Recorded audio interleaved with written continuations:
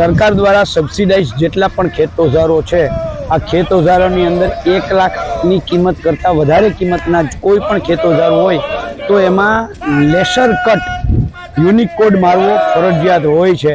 આના માટે એવું ફરજિયાત નથી કે ચેસિસ પર જ હોવો જોઈએ, એની અલગથી એક પ્લેટ બનાવી અને એ ચેસિસની હારે જોઈ શકાય એવી રીતે વેલ્ડિંગ કરીને લગાવે તો પણ ચાલે। આવું કેન્દ્ર સરકારના 2023ના 2025ના પત્રમાં પણ ઉલ્લેખ છે।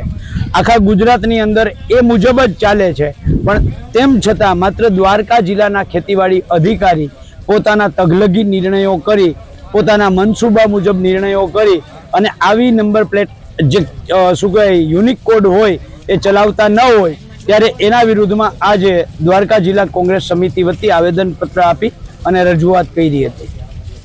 પલભાઈ, ખાતર વિશે શું કહેશો? જે રીતે છેલ્લા 1 મહિનાથી હું સળંગ કહું છું કે આ કૃષિ મંત્રી શ્રી અને રાજ્યના ખેતી નિયામક ખાતર હોવા છતાં સરકારને બદનામ કરવા માટે ખેડૂતોને ખાતર પૂરું પાડી શકતા નથી। એના ઉપર રાજ્યના કૃષિ મંત્રી પોતે પરમ દિવસે કહ્યું કે ખાતરનો જથ્થો ઉપલબ્ધ છે, તો બીજી બાજુ તમે જોવું ખેડૂતોની લાઈનો છે, એટલે બહુ મતલબ સાફ થાય છે કે કૃષિ મંત્રી છે એ સરકારને બદનામ કરવા માટે ખેડૂતોને ખાતરનું વિતરણ જે છે એ યોગ્ય કરતા નથી। આજે નાટક કરવા માટે અલગ અલગ જગ્યાએ રેડો પાડવાના નાટક કર્યા છે।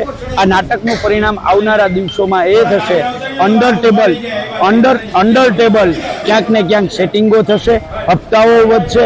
અને બીજું સૌથી મોટી વાત એ છે કે 2014 થી અત્યાર સુધીમાં જે ખાતરની સબસિડી માત્ર 50 લાખ કરોડ હતી એ વધારી અને અત્યારે લગભગ 2.5 લાખ કરોડ રૂપિયા, 50,000 કરોડની જે હતી સબસિડી એ સબસિડી વધારીને 2.5 લાખ કરોડ પહોંચાડી છે। અને એની સામે ખાતરની અંદર લગભગ 350% વધારો થયો છે। એટલે એક બાજુ સબસિડીમાં 2 લાખ કરોડ રૂપિયાનો વધારો કર્યો અને બીજી બાજુ ખાતરમાં પણ 350% વધારો થયો, એટલે ન ખેડૂતને લાભ થયો અને ઉપરથી જનતાની તિજોરીમાંથી રૂપિયા ચોરાઈ ગયા।